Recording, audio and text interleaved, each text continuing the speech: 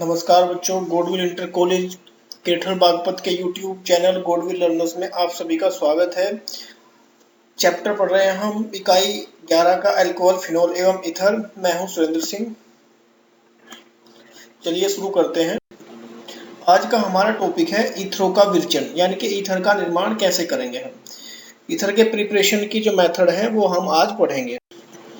पहला है अल्कोहलों के निर्जलन से, यानी कि अल्कोहल जो होती है, अल्कोहल में से अगर एक H2O का मॉलिक्यूल रिमूव कर दे हम, या एक से ज्यादा अगर हाइड्रोक्सिल समूह है तो ज्यादा H2O के मॉलिक्यूल रिमूव हो जाएंगे, तो उस वहां पे हमें ईथर का निर्माण होगा। ठीक है, अब देखो प्रोटिक अम्लों जो प्रोटॉन देते हैं, H2SO4 हो गया, H3PO4 हो गया, की उपस्थिति में अल्कोहल निर्जलित हो जाती है। इनको निर्जलीय कारक भी कहा जाता है। ठीक है ना। अभिक्रिया का उत्पाद एल्कीन होगा अथवा ईथर या अभिक्रिया की परिस्थितियों पर निर्भर करता है। अब जैसे H2SO4 होता है, H3PO4 होता है, कोई भी एसिड प्रोटिक अम्ल होता है, वो निर्जलीय कारक कहलाते हैं। क्यों? क्योंकि वो जल को रिमूव कर देते हैं। जैसे हमारी त्वचा पर क्या होता है, कई बार एसिड गिर जाता है तो त्वचा जल जाती है। एक्चुअल में क्या होता है, वो जो एसिड होता है, प्रोटिक अम्ल जो होता है, वो हमारी त्वचा से जल के मॉलिक्यूल को निकाल लेता है और हमारी त्वचा फट जाती है, जिसकी वजह से हमें दर्द भी होता है। ठीक है ना। तो वही अभिक्रिया यहाँ पे मॉलिक्यूल निकलेगा अल्कोहल से जल का किसी प्रोटिक अम्ल के द्वारा। ठीक है, जैसे 443 केल्विन ताप पर सल्फ्यूरिक अम्ल की उपस्थिति में एथेनॉल निर्जलित होकर, यानी कि जब हम एथेनॉल लेंगे, एथेनॉल में से एथेनॉल में से जल निर्जलित होकर क्या बनेगा, हमारा एथोक्सी एथेन बनेगा। ठीक है, देखो ये हमारी एथेनॉल है हमारा CH3CH2OH। ठीक है, अगर हम इसको H2SO4 के साथ 443 केल्विन टेम्परेचर पे गर्म करते हैं तो हमें जो प्राप्त होता है वह एथीन प्राप्त होती है। लेकिन वहीं अगर हम 443 की जगह 413 केल्विन ताप पर हम इसे गर्म करते हैं प्रोटिक अम्ल H2SO4 की उपस्थिति में, तो हमें ईथर प्राप्त होता है। तो बस यहाँ पे हमें याद रखना है कि अगर हम 443 केल्विन या इससे ऊपर टेम्परेचर देते हैं एथेनॉल को, तो हमें एथीन प्राप्त होता है, और अगर 413 केल्विन देते हैं टेम्परेचर तो हमें ईथर प्राप्त होता है। ठीक है,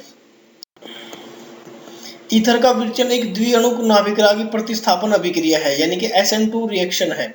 SN2 रिएक्शन हम हेलोएल्केन हेलोएरिन में पढ़ चुके हैं, जिसमें अल्कोहल अणु एक प्रोटोनित अल्कोहल अणु पर आक्रमण करता है। अल्कोहल अणु जो होता है प्रोटोनित अल्कोहल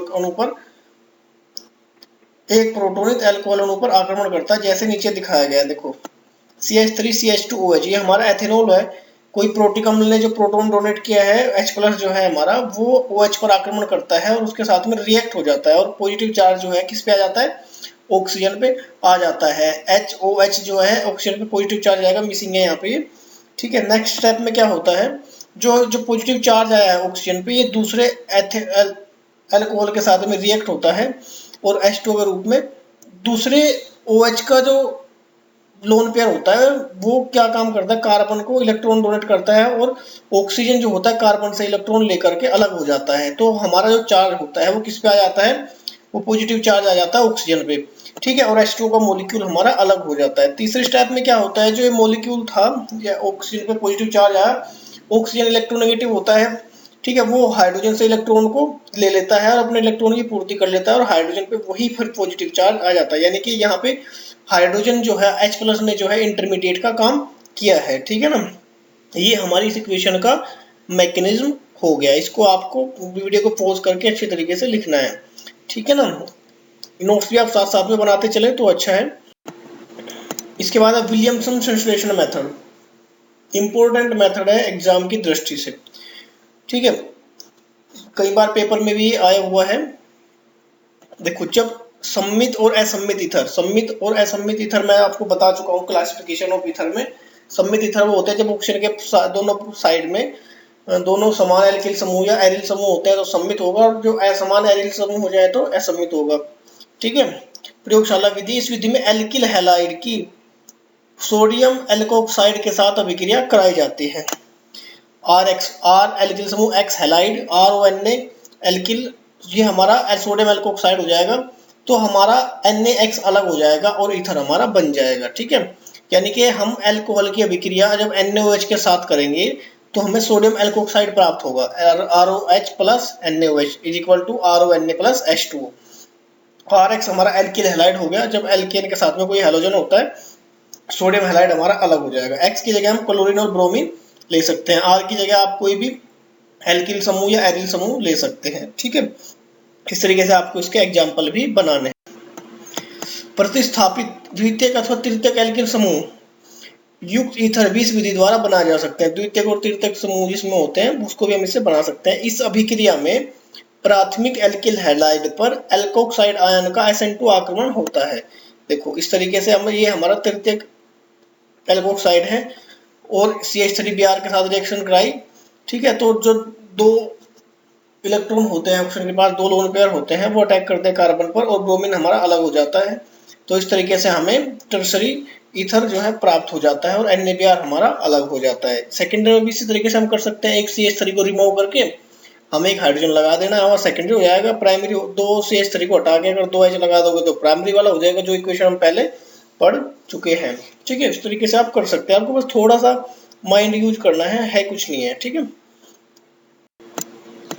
अगर एल्किल हैलाइड प्राथमिक होता है तो अच्छे परिणाम प्राप्त होते हैं, यानी कि अगर हम एल्किल हैलाइड में प्राथमिक एल्किल हैलाइड लेते हैं तो हमें परिणाम अच्छे होते हैं। द्वितीयक और तृतीयक में जो है अभिक्रिया में विलोपन प्रतिस्पर्धा में, मतलब विलोपन भी कोई और इक्वेशन हो सकती है, प्रतिस्पर्धा में प्रतिस्थापन से आगे होता है। यदि तृतीयक एल्किल हैलाइड का उपयोग किया जाए तो उत्पाद के रूप में केवल एल्कीन प्राप्त होती है। सेकेंडरी में कुछ बनने की संभावना है, कुछ में विलोपन अभिक्रिया हो सकती है, लेकिन तृतीयक में केवल हमें एल्कीन प्राप्त होंगे, ठीक है, कोई ईथर नहीं बनेगा। उदाहरण CH3ONA की CH3CBr के साथ अभिक्रिया द्वारा केवल 2-मेथिल प्रोपीन प्राप्त होती है, ठीक है। ये देखो हमारा तृतीयक एल्किल हैलाइड है, CH3O एल्कोक्साइड के साथ रिएक्शन कराई मेथोक्साइड, सोडियम मेथोक्साइड के साथ में, और 2-मेथिल प्रोपीन हमारा बन गया, NaBr अलग हो गया, मैथेनॉल हमारा अलग हो गया। इस मेथड से बस ये हो सकता है, हमें मैथेनॉल बनाने की विधि हम देख सकते हैं हमें, ठीक है। इसको आपको अच्छे से करना है।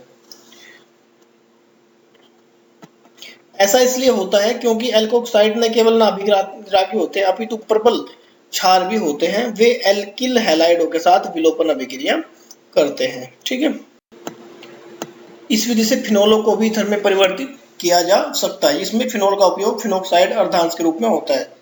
देखो फिनोल है, NaOH के साथ अभिक्रिया करो, सोडियम फिनोक्साइड बन गया, फिर एल्किल हैलाइड के साथ रिएक्शन करो, NaX हमारा अलग हो जाएगा और हमारा ईथर बन गया।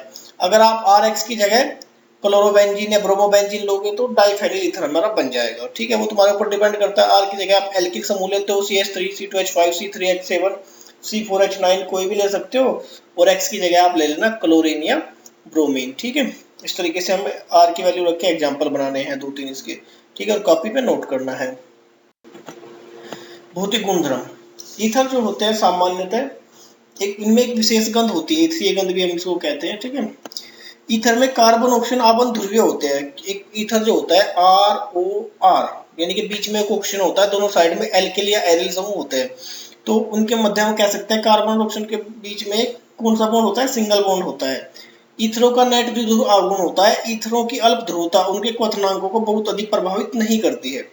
समतुल्य आणविक द्रव्यमान वाले एल्केनों के क्वथनांकों के समान होते हैं, परंतु वे एल्कोहलों के क्वथनांकों से बहुत कम होते हैं। देखो एन पेंटेन है, नॉर्मल पेंटेन का जो क्वथनांक है वो 309.1 डिग्री है, और एथोक्सी एथेन जो है उसका है 307 डिग्री, और एल्कोहल का है 390 डिग्री, ठीक है।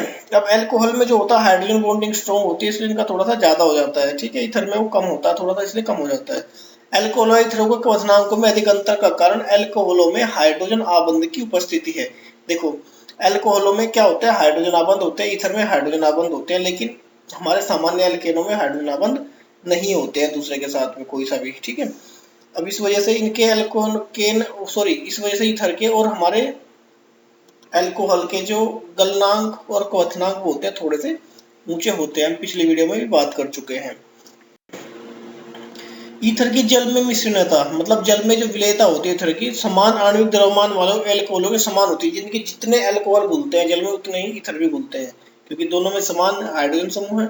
एथोक्सी एथेन व ब्यूटेन 1 ऑल दोनों ही जल में लगभग समान रूप से मिश्रणीय होते हैं, अर्थात 100 ml जल में क्रमशः 7.5 ग्राम या 7.5 ग्राम तथा 9 ग्राम है। यानी कि जो 100 ml में जल में विलेयता है, पहला जो घुलता है एथोक्सी एथेनॉल 7.5 ग्राम के लगभग घुल जाता है, तो दूसरा 9 ग्राम के लगभग घुल जाता है, जबकि पेंटेन जल में अमिश्रणीय होती है। वहीं अगर हम एल्केन की बात करते हैं समान कार्बन की, ठीक है, तो वहां पे ये या समान मौलिक अणुभार की, तो वहां पर ये पेंटेन में जो होता है वो अमिश्रणीय हो जाती है। ठीक है, अब इसको आप करके भी देख सकते हो। इसका कारण यह है कि एल्केनो की भांति इथेनो का ऑक्सीजन परमाणु भी जल के साथ में हाइड्रोजन आबंध बना लेता है, इसलिए वो डिजोल्व हो जाता है, लेकिन एल्केन हाइड्रोजन आबंध नहीं बना पाती है, इसलिए वो डिजोल्व नहीं हो पाती है। ठीक है, इस तरीके से आप देख सकते हैं ROR प्लस H2O, और बीच में जो आपको dash dash dash red colour में दिखाई दे रहे हैं, ये है हमारा हाइड्रोजन बॉन्डिंग। ठीक है, हाइड्रोजन बॉन्डिंग में आपको बता चुका हूं, अंतःअणु और अंतराणु एक मॉलिक्यूल में बनती है, एक अलग अलग मॉलिक्यूल में बनती है। जब एक ही मॉलिक्यूल में बनती है, पिछले फिनोल वाली में हमने बात की थी, तो गलनांक क्वथनांक कम होते हैं, और अगर दूसरे मॉलिक्यूल के साथ बनती है तो गलनांक और क्वथनांक हमें ज्यादा प्राप्त होते हैं, बढ़ जाते हैं। ठीक है, इस तरीके से आपको देखना है, नोट करनी है सारी चीजें आपको कॉपी में, कॉपी बनाना है बढ़िया तरीके से। ठीक है, दूसरा चैप्टर आपका कंप्लीट होने को है, कल ही आपका चैप्टर कंप्लीट हो जाएगा। कोई भी दिक्कत होती है आप मुझे कॉल कर सकते हैं या हमें मेल कर सकते हैं, कॉलेज की जो मेल आईडी है उस पर। ठीक है, आपको सॉल्यूशन उसका प्रोवाइड करा दिया जाएगा, कोई दिक्कत वाली बात नहीं है। ठीक है, थैंक यू बच्चों, मिलते हैं नेक्स्ट वीडियो में। ठीक है, कोई भी दिक्कत हो, कोई भी क्वारी हो तो आप पूछ सकते हैं, और अपने यूट्यूब चैनल जो गुडविल लर्नर्स यूट्यूब चैनल को सब्सक्राइब करिए, ताकि कोई भी नई वीडियो आती है आपकी क्लास से रिलेटेड तो आप उसको आसानी से नोटिफिकेशन जो है आपको मिल जाएगा। ठीक है, धन्यवाद।